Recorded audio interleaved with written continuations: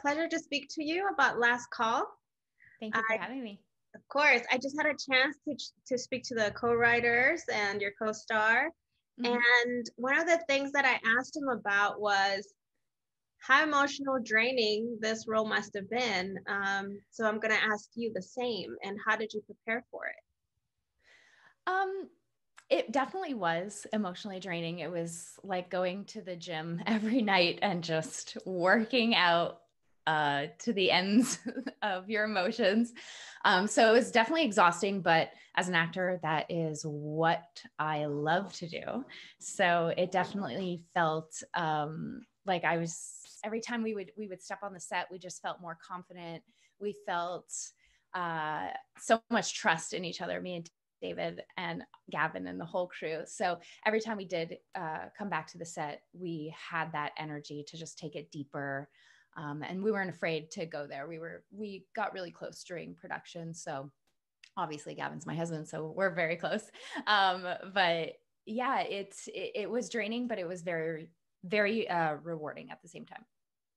At the same time, your characters, Beth and Scott, I mean, you guys are two troubled characters. Yeah.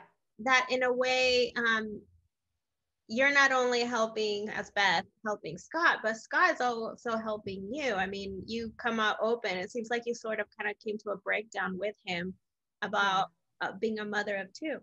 Mm-hmm. Yeah, it's, at the beginning, I don't want to give too much away about everything, but it's such an interesting script because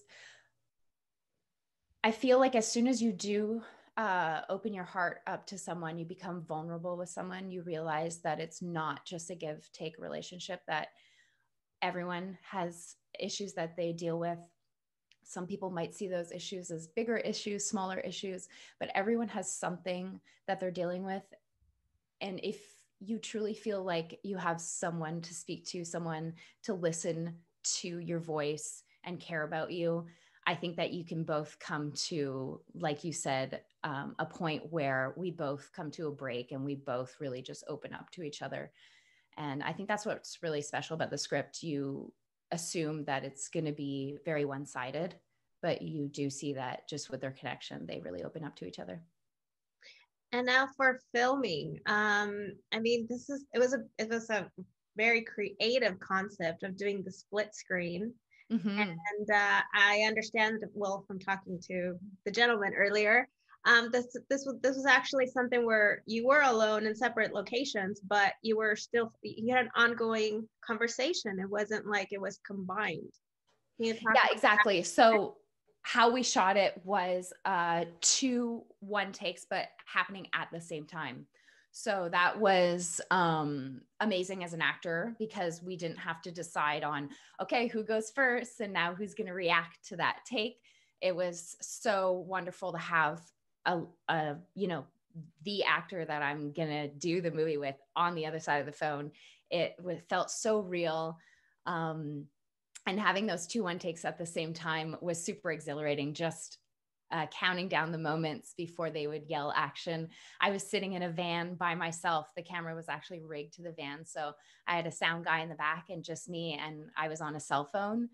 And I would just hear, okay, action, and away we go. So it was such a unique experience as an actor, but it was so freeing and really, really wonderful.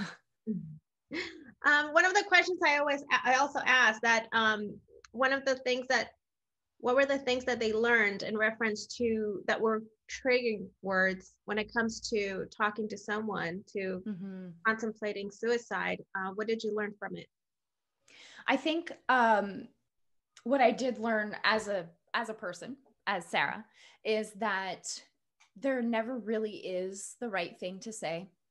So I think we're all, as a society, we are afraid to talk about mental health issues, about tough subjects, because you are afraid to say the wrong thing and trigger someone. So with Beth, she kind of went through that journey. She said some things that really, trigger Scott, and, gets to a point where she thinks she might have lost her point of contact with him.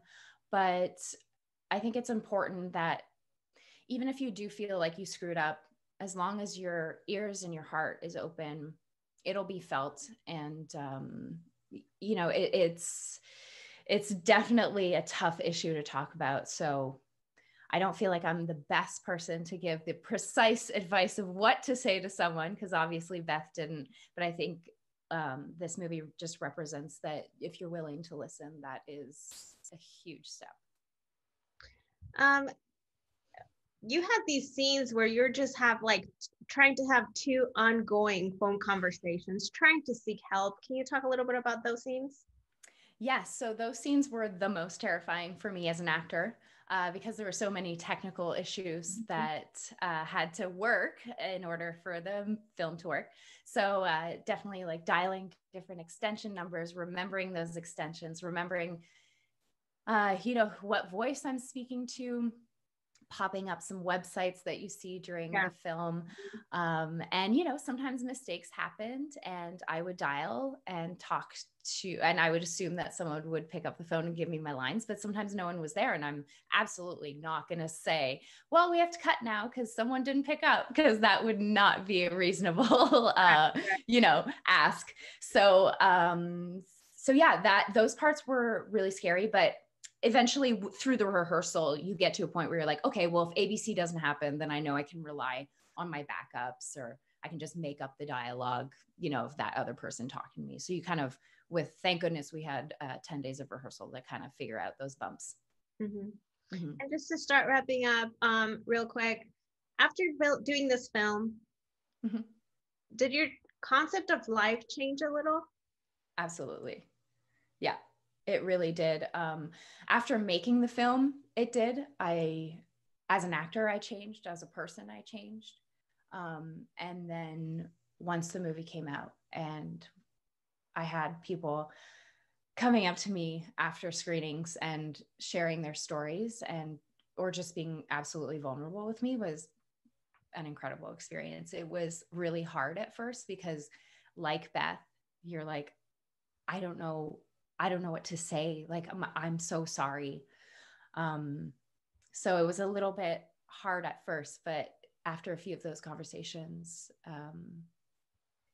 not that you get used to it. It's just it's a little bit easier to open up to people and have that incredibly intimate conversation with hundreds of people around you in a lobby of a theater. Yeah. And then, I mean, congratulations, because you actually had a chance to, you know, before all this happened, to showcase this in film festivals. And I believe the movie won 25 international festival awards. Yeah. The response has been incredible. We've been able, obviously pre-pandemic, to travel with the film. Gavin's been to Europe, David as well. And, you know, we've traveled to many, many cities. And I think that's what's so special about it, is just all the people that you get to meet at film festivals, or even just people that have seen it and that reach out to you. It's a very cool experience to have those kinds of interactions. Just for me, when I started to act, I was like, this is fun. This is great. Like, what a fun job. And then you're like, oh, wow. Okay. I can see how it really, really, really touches people. Mm-hmm. Yeah. And to finalize real quick, is there anything you can share that you're working on? We will be seeing you in. I understand you're working in a couple of things right now. Yeah, I'm working on a couple of shows. I can't really talk about them, or else I will get in trouble. But definitely a few things coming out very soon, and obviously Last Call coming out very soon. But yeah, as soon as I'm able to share those projects, I definitely will, because some very exciting things coming up. That's great. It sounds like you're doing 2021 just right. It's going pretty good so far, I have to say. All right. Well, thank you so much for your time. And yes, viewers are going to be watching this film February 23rd. Thank you so much.